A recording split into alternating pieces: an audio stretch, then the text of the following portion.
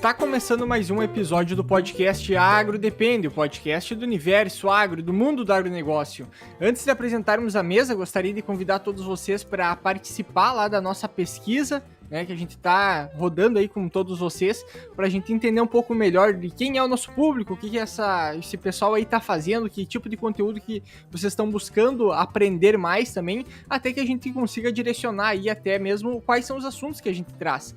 E hoje, para nós trazer um dos assuntos que eu tenho certeza que vai ser um dos mais buscados, um dos mais ouvidos aí dos episódios, que é sobre a parte de multissítio, indutores de resistência, que é algo que a gente ouve falar muito no mercado, e ainda acredito que tenha muita confusão de informação a respeito disso. E a nossa ideia é tentar esclarecer um pouco mais isso no dia de hoje. Então, também lembrando a todos vocês para nos acompanhar lá nas nossas redes sociais, no Instagram, Facebook, LinkedIn. Participe também lá do nosso grupo do Telegram, que a gente está sempre compartilhando informação lá com todos vocês. Então, iniciando a apresentação da mesa de hoje, meu nome é Eduardo Sebastiani. Meu nome é Cassiano Sartor Decker e, novamente conosco, Carolina, se apresenta para o público. Eu sou a Caroline Vespe Guterres, sou fitopatologista e estou aqui então para conversarmos sobre quais são as diferenças, né, ou até similaridades entre indutores de resistência e multissítios. A ideia hoje, a gente já fez um outro episódio, o episódio 159 com a Caroline, falando sobre doenças de soja como um todo, né? Eu acho que nada se aplica melhor às doenças de soja e à realidade atual que a gente tá, do que os multissítios, indutores, que são ferramentas que estão, principalmente os multissítios, né, há muito tempo no mercado, mas que não eram tão utilizados, de alguns anos para cá vêm sendo mais utilizados, e hoje a gente está vendo que eles estão se tornando essenciais para a gente conseguir controlar as doenças, como elas estão desenvolvendo muito mais rápido, né? Até pela área que a gente está cada ano aumentando mais, e a complexidade que está se tornando o manejo dessas doenças. Então, eu acho que vai ser um episódio bem interessante para a gente entender um pouco melhor, porque também tem um certo desconhecimento muito do que é um multissítio, do que é um indutor de resistência, né? Então hoje a gente vai tentar sanar um pouquinho essas dúvidas e já vou pedir, Carolina, para te nos explicar um pouco qual que é a diferença desses dois e o que é cada um, né, especificamente. Então, realmente, Cassiano, tem bastante dificuldade, às vezes, né, do campo de a gente conseguir diferenciar o que é um indutor de resistência, o que é um multissítio, embora muitas vezes eles estejam presentes aí no nosso manejo.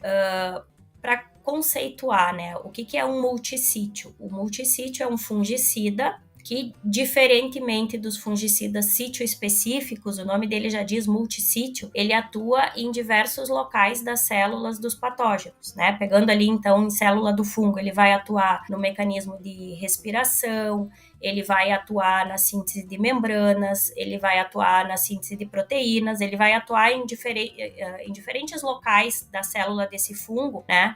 Impedindo, então, com que o fungo, o organismo, complete o seu ciclo e consiga causar a infecção. É um fungicida. Tá? E difere do sítio específico porque se a gente for pegar ali, por exemplo, estrobilurinas e carboxamidas, que são sítio específicos, elas atuam na respiração. Se a gente for pegar os triazóis, né, eles vão atuar na síntese ali de membranas.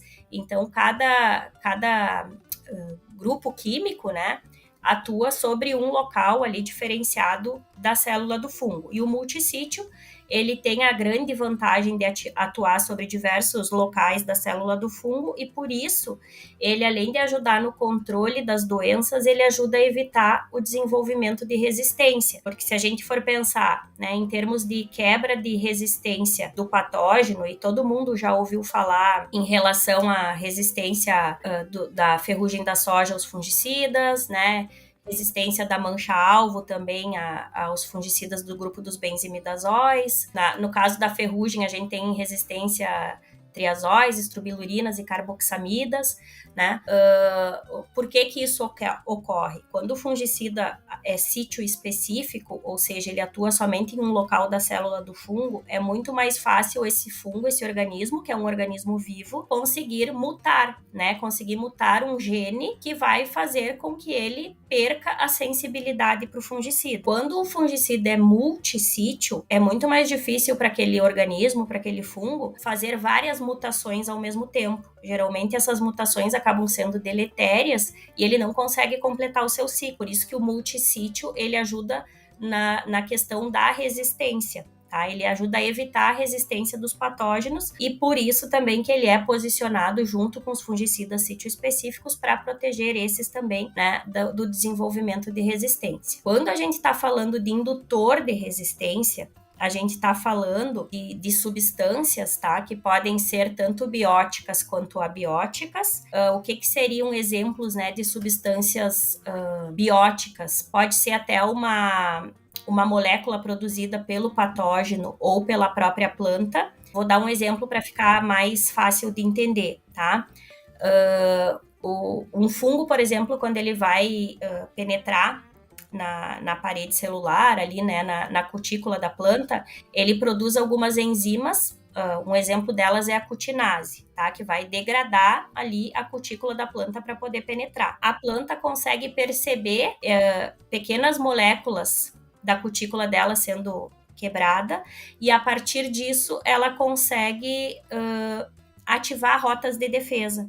Tá? Ativar genes de defesa para se proteger. Então, produzir substâncias que vão ser tóxicas para aquele fungo e parar a infecção. Tá? E nós temos também substâncias abióticas que podem servir como indutores de resistência. Então, a gente tem ácido salicílico, ácido jasmônico, alguns fertilizantes foliares, né? Outras substâncias que ao entrar em contato com a planta, elas podem induzir respostas de defesa. Então, o fungicida, ele atua no fungo, tá? Ele vai atuar sobre o fungo, impedindo com que esse fungo faça a infecção. E o indutor de resistência, ele vai atuar sobre a planta, fazendo com que a planta se torne mais resistente, né? Consiga ali produzir substâncias de defesa para impedir a infecção. Então, são dois conceitos diferentes, mas que andam junto com a finalidade, né, de tornar a planta mais resistente e proteger das doenças. Fazendo só um adendo, então eles se complementam, eles não se substituem. Exatamente. Acho que é interessante a gente comentar isso. Exatamente. Isso é bem importante porque no campo... pode falar, Eduardo. Não, eu só ia comentar que eu ia botar um tempero ainda nisso tudo, porque a gente confunde, como a gente falou no início, né, tem a confusão do multissítio, do que é indutor, né, que como foi comentado agora, são duas coisas que estão se complementando dentro daquele manejo, mas tem aí entra aquela questão também de eficiência e também desses outros produtos que tem, porque a gente pode colocar mais um no meio ainda que tem o sanitizante lá ainda que o pessoal vende, que eu acredito que seria outra coisa ainda que é colocado dentro desse manejo. Aí já seria mais uma coisa de que entraria como um complemento. Já ouvi gente falar até sobre antibiótico para planta, então tem outras coisas aí que estão surgindo também, que eu ainda acredito que são coisas diferentes ainda dentro desse manejo. Exatamente. Esse teu tempero a mais, eu acho que complementa bem com o que o Cassiano falou. Hoje no campo, principalmente pensando em região sul, mas isso tem crescido também para outras regiões, né? A gente tem diferentes ferramentas de manejo, mas é importante conhecer conceitualmente, né, o papel de cada uma delas ali no manejo de doenças. Então, reforçando, né, o fungicida, o multissítio, ele vai atuar sobre o fungo, né, impedindo infecção. O indutor de resistência, ele vai atuar na planta, promovendo respostas de defesa. E um sanitizante, por exemplo, né, o nome já diz, ele vai ter um efeito similar ao fungicida no sentido protetor. Geralmente os fungicidas multissítios são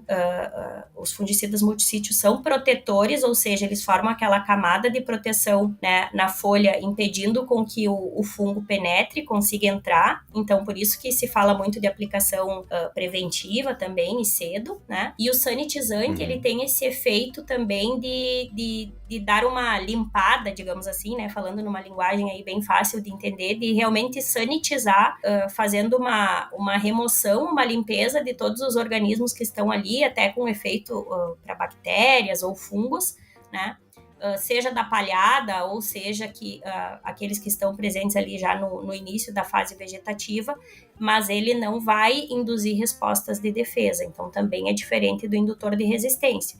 E por que também ele é diferente do fungicida multissítio? Porque ele não tem um residual, né, assim como o fungicida tem. Então ele vai ter aquele efeito ali imediato, sanitizante, mas ele não tem um efeito residual que é conferido pelos fungicidas. Uma coisa que a gente vê bastante é até no HF, né? A utilização de, por exemplo, água oxigenada para tu conseguir matar as doenças que estão lá instaladas, né? E sempre fazer esse ciclo como o sanitizante em si. Exato.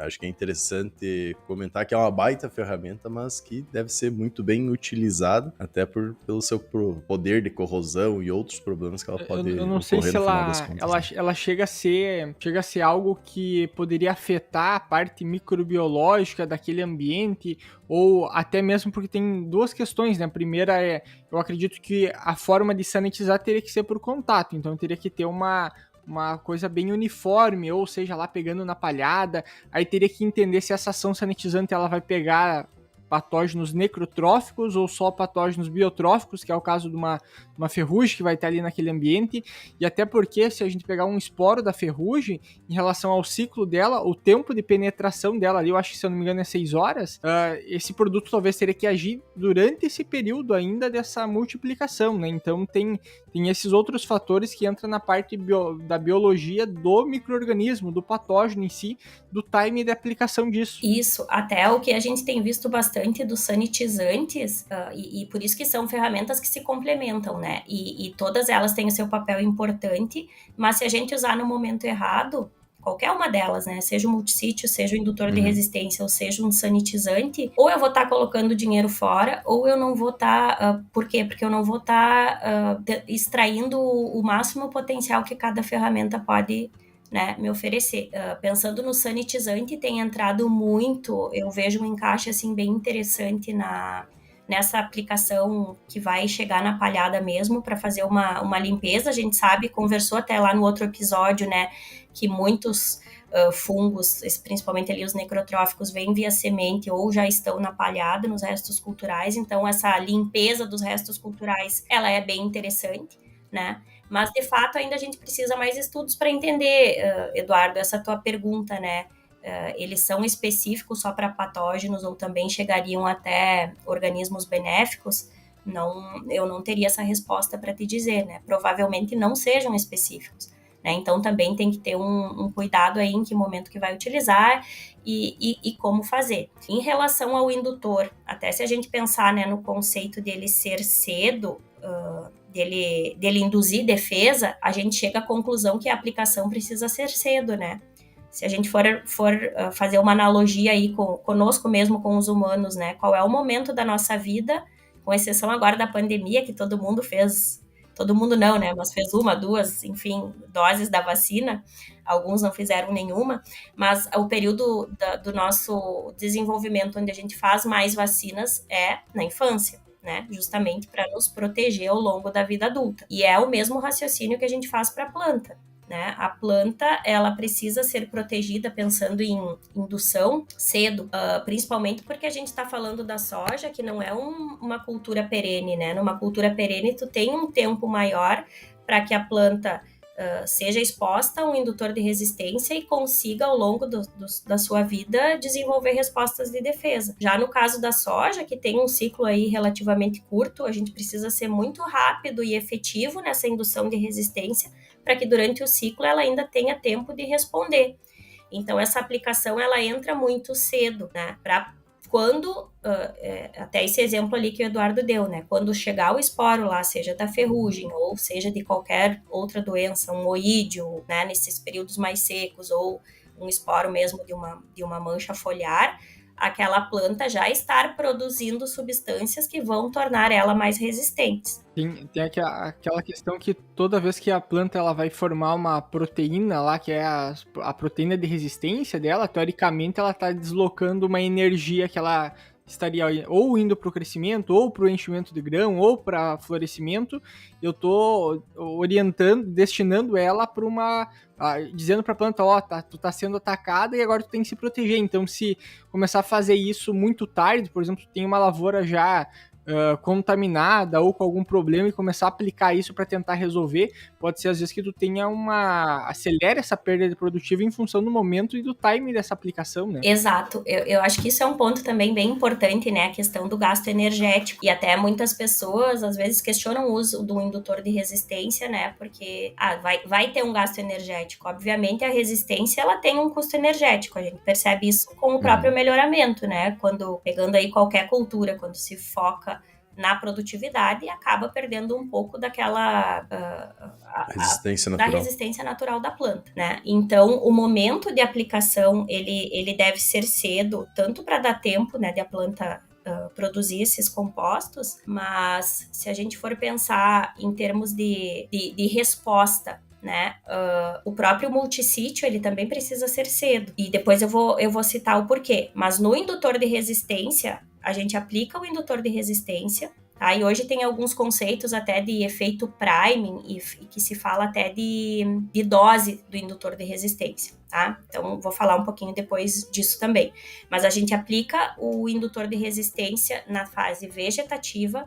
Quando que seria, assim, um período interessante para a gente iniciar essas aplicações? V3, V4, V5, tá? Que ele não necessariamente vai coincidir com uma aplicação de fungicida. Por que eu digo não necessariamente? Pegando aqui em termos de região sul, a gente sabe que centro-oeste isso não é uma realidade em todas as regiões, mas pegando aqui em termos de região sul, a gente já tem alguns locais que fazem a aplicação do fungicida mais cedo, né? Não ali só no pré-fechamento, entre V6 e V8, mas já traz um pouco a primeira aplicação de fungicida junto com aquela aplicação da capina.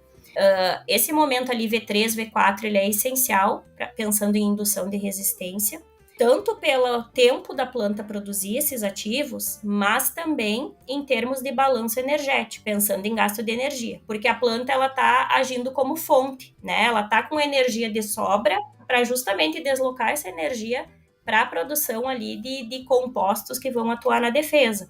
A partir do momento que eu tenho produção de flores, né, produção de vagens ali e grãos, a planta vai estar deslocando energia, ela já está atuando como dreno para a produtividade. Sim. E se ela for gastar, digamos assim, energia, né, para indução de resistência, muitas vezes ela pode perder em produtividade. Então, esse momento de utilização do indutor, ele é bastante importante cedo, para dar tempo, mas também para pegar o melhor potencial ali da planta em termos de energia para produzir ali, né, fitoalexinas, compostos fenólicos, proteínas relacionadas à patogênese, dar tempo de ela se defender. Hoje, quando a gente fala sobre indutores de forma geral, sobre multissítio, né? Quando a gente fala sobre multissítio, a gente tem uma como é que eu posso dizer, uma consolidação onde a maior parte da pesquisa, a maior parte do pessoal que está no campo entende uma necessidade que eu tenho que usar multissítio. Vou entrar com fungicida, é ideal que eu coloque o multissítio junto. Para a parte de indutores, não existe esse consenso, né, no caso, mas existe essa questão de qual é o melhor momento, é em toda aplicação, pelo que a gente falou até então, dá a entender que não necessariamente, né, se eu botar em toda aplicação, posso estar perdendo produtividade em alguns casos, mas é uma ferramenta que deve ser mais usada, é uma ferramenta que deveria ser mais utilizada no início, e qual é a condição que eu posso estar utilizando, né? Realmente eu posso, em qualquer área, seria o ideal colocar, ou às vezes é uma perda de dinheiro para o produtor em alguma situação, até para entender esse posicionamento, porque tem muita ferramenta que vem no mercado, e aí tem, além desse monte de ferramenta, tem um monte de nome de composto, porque a maior parte desses produtos não tem registro, ou seja, não tem uma bula específica a respeito deles, apenas são registrados como fertilizantes foliares, e aí tu tem aquela questão, meu produto tem cobre lá no ingrediente, né, digamos assim, na composição do produto, e aí o pessoal já vende como multissítio, né, como a gente comentou, são duas coisas completamente diferentes.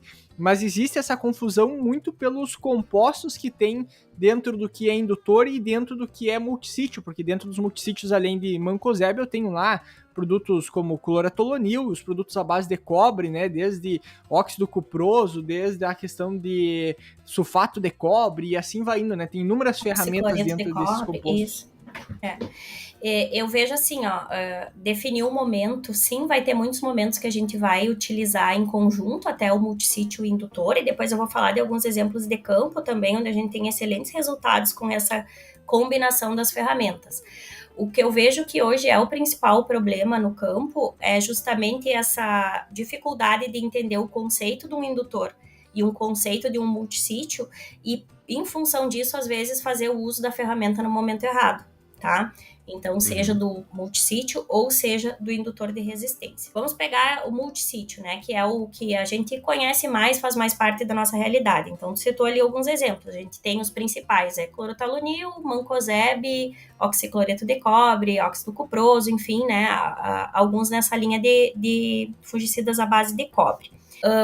Quando a gente tem um multissítio, né, eu falei antes ali de usar de forma preventiva. Por quê? Porque eles fazem aquela camada protetora que vão impedir, são protetores realmente, né, e vão impedir a penetração. O esporo ele vai germinar, quando ele emite o tubo germinativo, entra em contato com o fungicida, acaba morrendo, não consegue penetrar. Por que se fala em usar, se é preventivo, por que eu uso multissítio em todas as aplicações?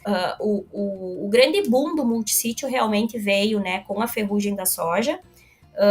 Se a gente for analisar em termos de epidemias de ferrugem, no sul do Brasil a gente tem epidemias muito maiores de ferrugem da soja, com exceção das últimas 3 safras que a gente vem de anos, né, neutros ou de laninha, onde a ferrugem não foi, digamos assim, a principal doença no nosso cenário. Mas a ferrugem, a cada 6, 7 dias, a gente tem aquele esporo penetrando, formando novas lesões, né? Então, por que é importante o multissítio? Para eu reduzir a taxa de infecção da ferrugem, ou de qualquer outra doença, né? Mas a ferrugem, como o ciclo dela acaba sendo curto, é uma doença bastante agressiva, tem um período de latência aí que a gente chama, né, que é esse período de deposição até a formação de lesão de 6 a 7 dias, a presença do multissítio em todas as aplicações ajuda a reduzir a taxa de infecção.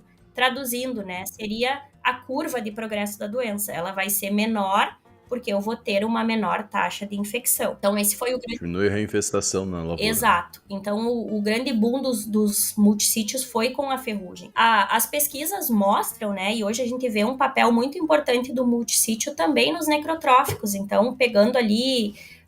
e até a gente pode separar por doenças, no caso, né, por grupos de doenças, pegando manchas foliares, pegando ferrugem ou pegando oídio. Para ferrugem, a gente tem um desempenho excelente do mancozeb, por exemplo, tá? E do próprio clorotalonil. O oxicloreto também é bastante interessante, mas comparativamente para ferrugem, comparando os 3, eu diria assim, mancozeb e clorotalonil. Pensando em oídio, a gente já tem uma inversão, a gente já tem clorotalonil e oxicloreto de cobre performando melhor. Em relação às manchas, né, a gente tem o clorotalonil aí excelente, então depende muito da doença, né, cada multissítio vai ter o seu papel exercendo aí da melhor forma o controle. Quando a gente vai para o lado dos indutores de resistência, essa aplicação cedo é bastante importante, a gente já viu, e existe hoje um conceito do efeito priming, que o que é isso?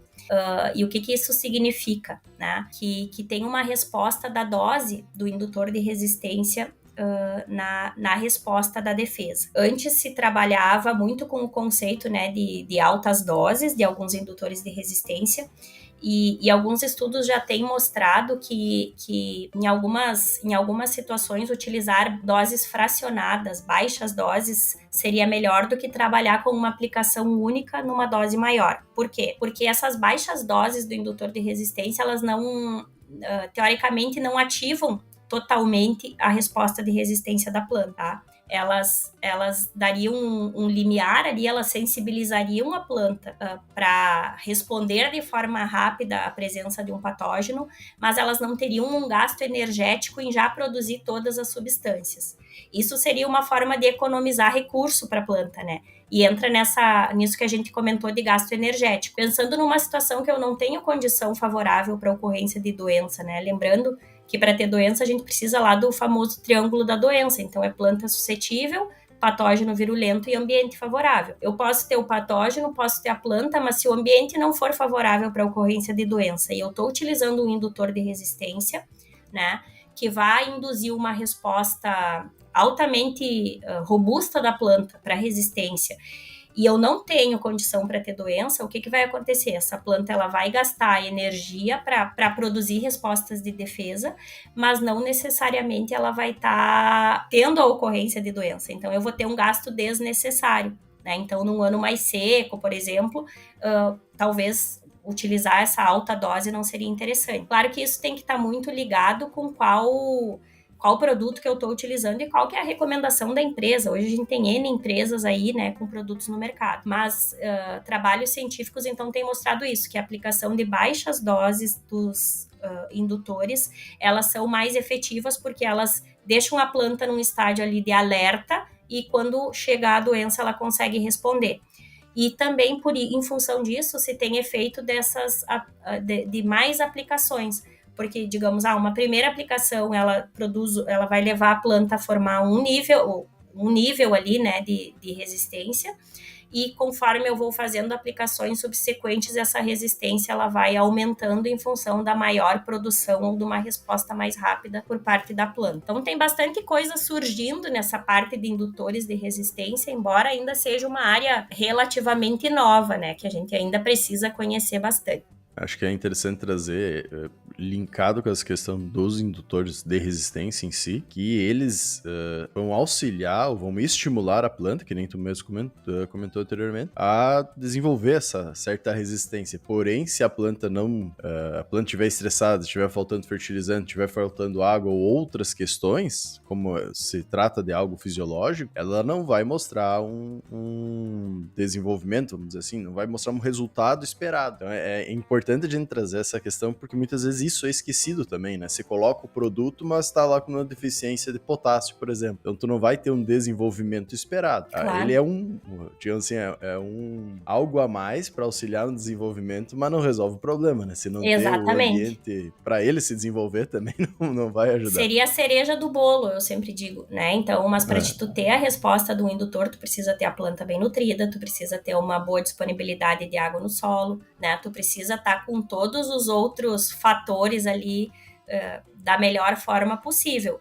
Então, eu sempre digo, e quando às vezes, né, questionar, eu uso um multissítio ou eu uso um indutor de resistência? Se tu tiver que escolher, vai no multissítio. Por quê? Porque ele vai atuar ali, né, no fungo, ele vai ter esse efeito na resistência, tu vai conseguir ver uma diferença maior em relação ao uso do indutor. Agora, eu posso utilizar os dois em combinação no manejo? Sim, e os resultados ali de pesquisa, como eu comentei, de mais de 8 anos aí que a gente vem estudando, a gente vê que há um efeito sinérgico da utilização do multissítio com o indutor. Pensando no manejo, né, até para exemplificar, então, eu inicio... A gente até fez estudos comparando uma aplicação de indutor só em V3, V4, 3 aplicações do indutor. Então, primeira ali em V3, V4, segunda V6, por exemplo, terceira R1.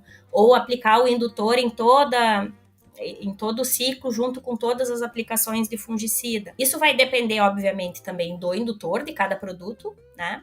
Mas o que a gente observou? Que mais de uma aplicação, e justamente talvez até por esse efeito priming, ela responde melhor. Então, se fosse pensar em um manejo, né? O que eu diria? Primeira aplicação lá, V3, V4, acharia interessante fazer com indutor. Claro, um indutor sempre que já tenha...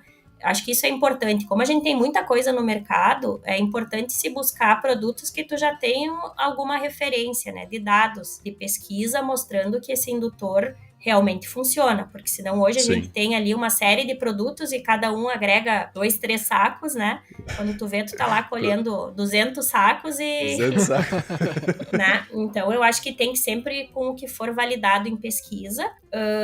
É interessante essa primeira aplicação V3, V4 com o indutor. Depois, né, vejo já fundamental a entrada do multissítio, seja com foco em doenças de biotróficos ou de necrotróficos, porque a gente sabe que o multissítio ele ajuda bastante no controle direto e também ajuda a proteger o sítio específico. E se fosse pensar em fazer mais de uma aplicação do indutor, aí poderia se associar de novo, né, validando com pesquisa e também sabendo de produtos que possam ser utilizados em associação, que eu não vou ter nenhum problema de fito, que eu não vou ter nenhum problema ali de alterar a minha composição da cauda, aí poderia se utilizar em conjunto na primeira e talvez até na segunda aplicação de fungicida, tá? Mas o indutor, digamos, se eu tiver que escolher um momento para usar o indutor de resistência, eu vou fazer só uma aplicação, eu utilizaria bem cedo ali, entre V3 e V5, né, para a planta ter tempo de responder de forma adequada ao longo do seu ciclo. E aí depois, se eu tiver que escolher entre o multissítio, se eu for fazer só uma de indutor, faria essa uma bem cedo e depois entraria com o multissítio. Posso associar? Posso. E inclusive a gente tem respostas aí, às vezes, de até 3 sacos nessa associação. Então já faz um manejo completo com o multissítio. Quando eu associo diferentes indutores de resistência, a gente teve algumas respostas de até 3 sacos com a associação. Até para a gente entrar um pouco nessa questão de produto em si, né? Os multissítios, muitas vezes a gente vê que tem produtos sendo indicados como multissítio, mas que na verdade não são multissítios. Os multissítios, eles são fungicidas, né? Exatamente. Então, teria como explicar um pouquinho para nós? Eu acho que seria interessante a gente trazer agora, já indo para a finaleira, né? Essa questão para o pessoal conseguir entender também quais são esses produtos principais multissítios, né? Um produto mesmo que está sendo utilizado, e quais os principais indutores de resistência. Sei que indutor é mais complicado porque tu tem uma gama muito grande que são indutores, mas na verdade estão registrados como fertilizantes foliares, né? Então, seria interessante a gente trazer um pouquinho, principalmente dos multissítios, então, e daí dar uma comentadinha, que nem tu já falou, dessa questão dos indutores de resistência, que existe a necessidade de ter uma comprovação científica já, e onde é que, quem sabe, desses indutores de resistência, a gente pode achar essas informações. Então, como já são é uma gama muito maior de produtos, é difícil a gente realmente botar dentro de uma caixinha, né? Sim, realmente fica bem difícil, até porque cada dia surgem novos produtos nessa linha aí de fertilizantes foliares ou de indutores de resistência, né? E inclusive, muitos deles tentando roubar o lugar dos multissítios, né? Então, isso eu vejo assim como muito delicado no manejo, quando a gente posiciona ferramentas que não têm o papel que a gente espera, né? Utiliza no momento errado a ferramenta errada. Eu acho que são complementos, como eu comentei, mas a gente precisa entender como e onde utilizar cada uma delas. Então, reforçando, né? Multissítios, os principais que a gente tem hoje conhecidos no mercado são a base de mancozeb, clorotalonil e oxicloreto de cobre. E aí, como nomes comerciais, a gente tem, né, diferentes aí de diferentes empresas. Quando a gente vai para o lado de indutor de resistência, a gente tem uma gama aí de produtos, né? Alguns deles são indutores propriamente ditos, quando a gente consegue ter na base deles ali na formulação, por exemplo, ácido salicílico, né, ou precursores de ácido salicílico, ácido jasmônico e etileno. Mas a gente tem alguns outros que aí a gente diferencia, né? Como diferenciar um indutor de resistência ou um fertilizante foliar de um multissítio? Pegando fosfitos no geral, né? Seja de cobre, de manganês, de N fosfitos aí que a gente tem no mercado, os fosfitos, eles entram como indutores de resistência, tá? Por que a gente pode ter alguns produtos que, na sua essência, são fertilizantes foliares, mas e também utilizados como indutores de resistência? Lembrando lá da fisiologia, né? A gente tem vários nutrientes que atuam nessas rotas de sinalização de respostas de defesa da planta. Então, a gente tem o manganês, né? Muitas vezes até se fala do efeito fisiológico do próprio mancozeb, né? O mancozeb, então, atua como fungicida, mas ele também tem um efeito fisiológico para a planta, né? O que seria esse efeito fisiológico? Aumenta o teor de clorofila, reduz a produção de espécies reativas de oxigênio, então melhora todo esse balanço energético da planta. O mancozeb, por exemplo, ele tem na sua formulação zinco, né?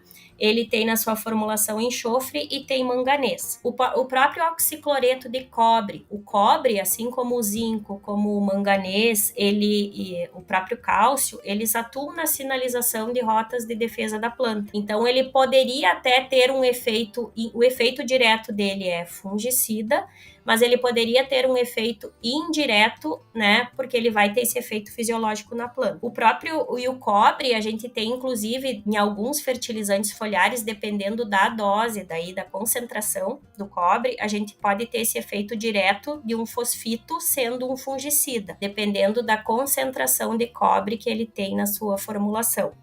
Mas a maioria dos produtos que a gente tem hoje, chamados aí de fosfitos, eles vão atuar como indutores de resistência e não como fungicidas. Então, são conceitos diferentes. Pegando ali fosfitos ou produtos, né, que tenham ácido salicílico ou precursores de ácido salicílico, jasmônico e etileno e fosfitos de forma geral, a gente pode classificar como indutores de resistência.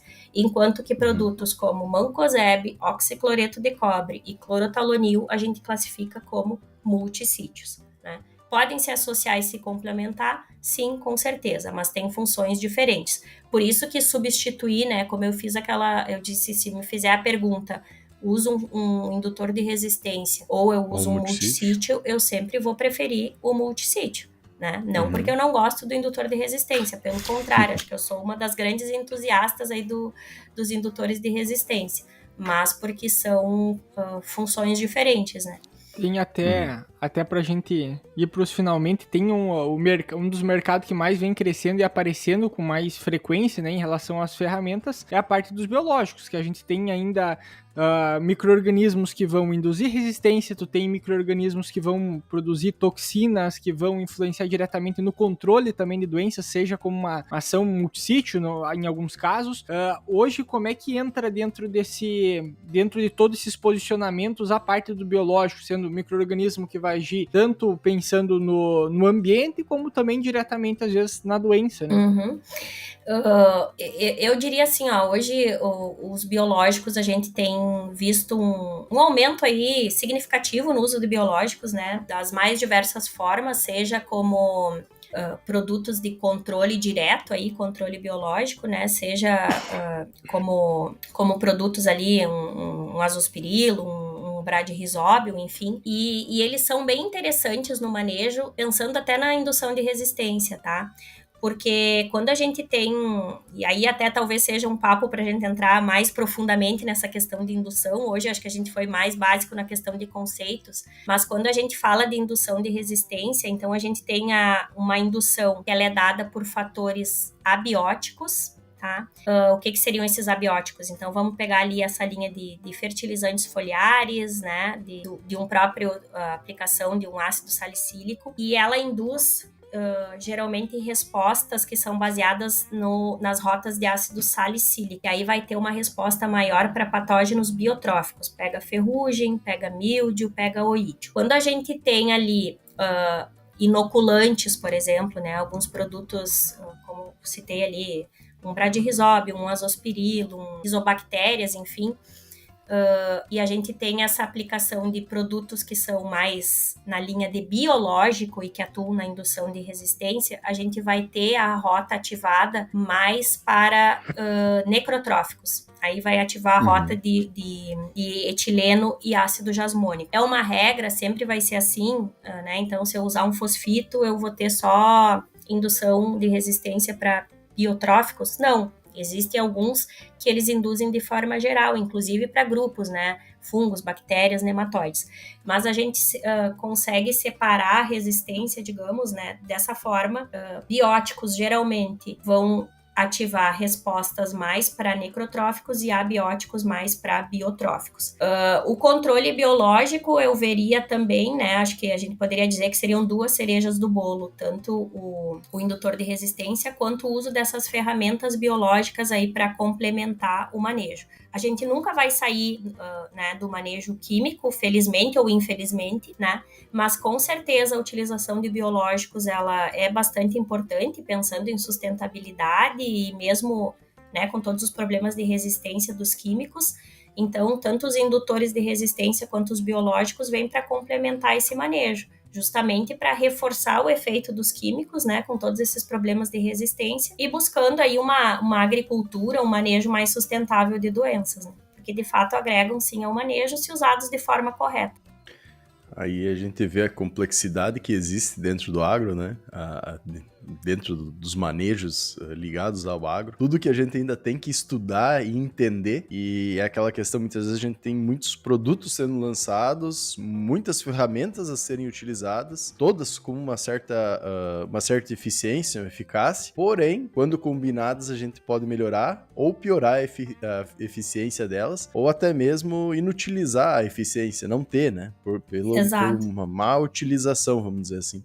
Então é importante a gente trazer e voltar a conceitos básicos, né? Que é o que a gente tá fazendo, querendo ou não, nesse episódio. Voltar aos conceitos básicos, que é muito importante, e a maioria das pessoas, muitas vezes nem ouviu falar, muitas vezes tá utilizando o produto, tá utilizando a ferramenta, e não sabe o que ela desenvolve. Exatamente exatamente, não sabe o que está acarretando, se o efeito é na planta, se o efeito é no fungo, e por isso às vezes utiliza no momento errado e não consegue extrair, né, o que gostaria. Por isso que às vezes muitos indutores também caem naquela vala do comum, né, não funciona, mas não funciona em que situação? E vai ter resposta diferente também para cultivar, para a própria questão de número de aplicações, dose de aplicações, né, então aí é um universo ainda bastante grande que a gente tem que entender para chegar de fato, né, aí as melhores respostas. Até só para responder a tua pergunta, Cassiano, de onde encontrar essas informações, né? Então, acho que a gente aí hoje com a internet tem facilidade de acesso a muita informação. Então, sempre é importante, né, colocar, talvez tu não vai encontrar pelo nome comercial lá do produto que tu tá trabalhando. E até questionar a empresa, acho que isso é importante, né? É algo que a gente deve exercitar mais. Tem uma empresa lá me oferecendo um produto, seja posicionando ele como multisítio ou como indutor de resistência. Onde que vocês já fizeram trabalhos, né? Que instituições aí de pesquisa vocês já validaram esse produto? Tem algum resultado para me passar?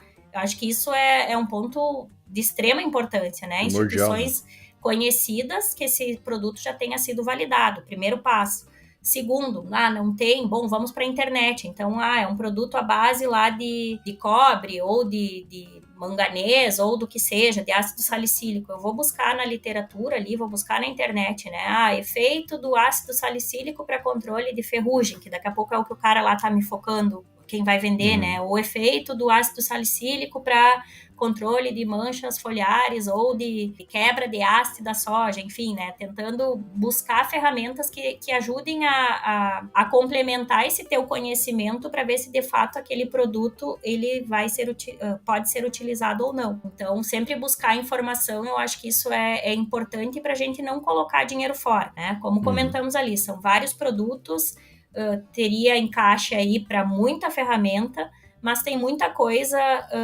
também no mercado que não se tem informação e nem comprovação. Então, sempre buscar produtos validados, empresas sérias, né? Que não queiram... Eu até tenho uma ressalva, assim, com algumas empresas que querem entrar já de indutores, por exemplo, ou de fertilizantes foliares, que querem entrar substituindo a aplicação dos multissítios. Eu já vou com o pé atrás, porque são coisas diferentes. Eu acho que tem espaço para todo mundo e se complementa, né? Então é bem importante buscar informação. E complementando até com o que tu explicou muito bem, né?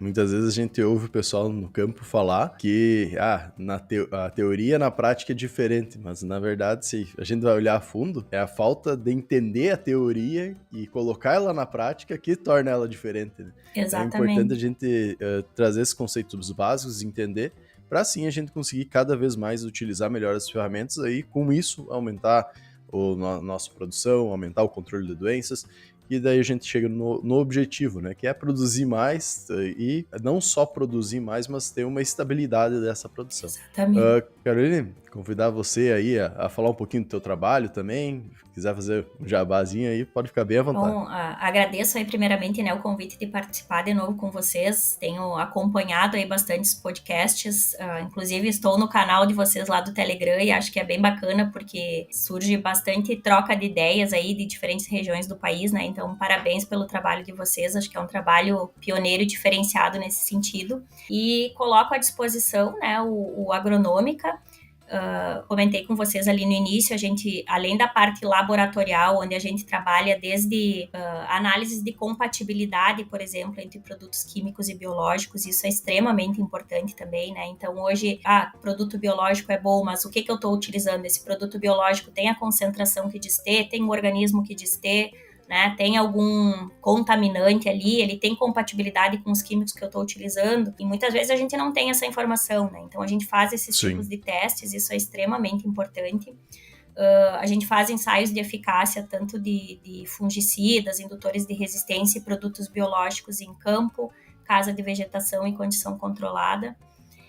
Na parte de diagnóstico, né, de doenças, eu acredito que a gente é aí um dos principais e mais modernos laboratórios diria até da América Latina, porque a gente tem escopo aí para trabalhar com qualquer tipo de patógeno que vocês possam imaginar, né, seja ele vírus, fungo, bactéria, nematóide. Então a gente faz análises de nematóides.